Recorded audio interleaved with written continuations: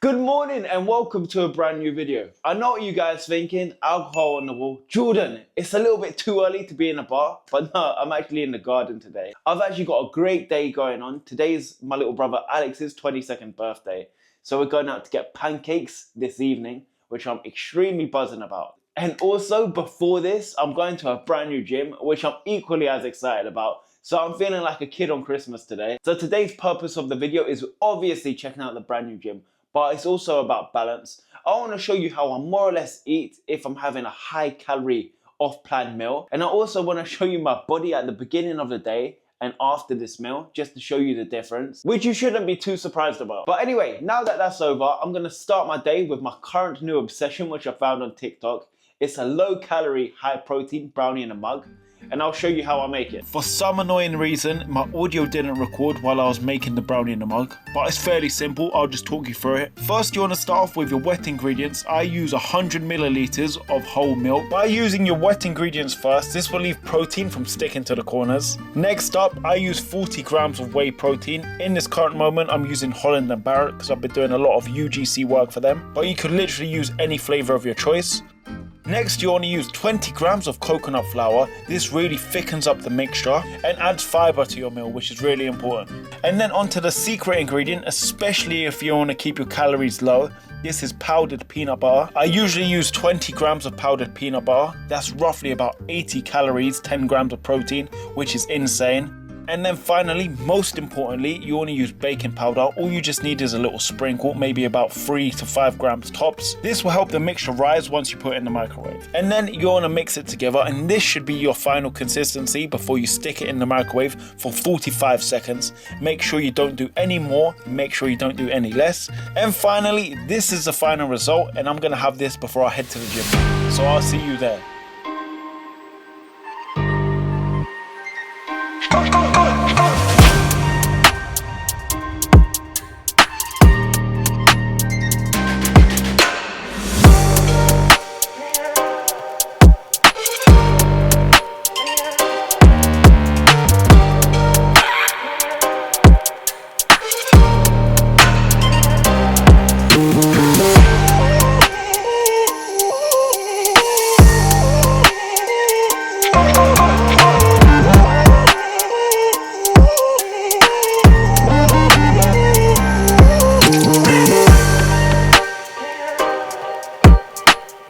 That's it, so I'm here at Rip Gym, finished a big old push day.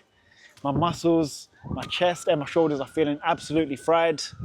Now it's time to go home and get some good food in me. So I managed to go to a place called Potty Pancakes. Had a couple halloumi fries, chicken tenders, chicken wings, and I also had this burger, but I split it with one of my brothers. So I don't have the full burgers. Then on to the main event, which I've been thinking about for non-stop for about a week. And that is this Biscoff waffle.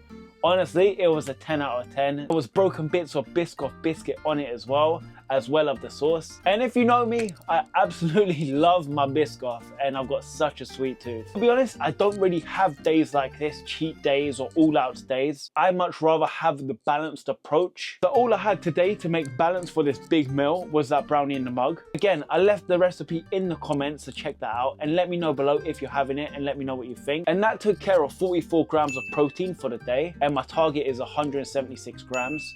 And now I'm having my second protein shake on the day. This is just milk and protein. So altogether, I have personally tracked 81 grams of my protein, but I'd like to think throughout this day I've comfortably hit a minimum of 150 grams of protein, because I go for 1 gram of protein per pound in body weight. So it's more or less perfect. This is my body at the beginning of the day, and this is my body more or less within 30 minutes after having that big meal.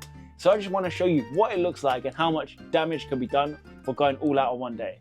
Which is absolutely none. Because honestly, life is way too short to be depriving yourself for special occasions, especially spending time with your family.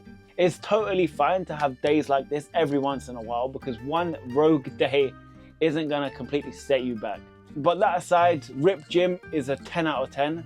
Couldn't recommend it anymore. Massive dumbbell rack, machines everywhere, 2 floors, everything's separated. I'm based in London, and this might be a little bit of a trek if you're London based. This gym is in Harlow. If you're someone that likes to go and check out other gyms, I couldn't recommend it anymore. If you've enjoyed this video, give it a thumbs up and watch this next video.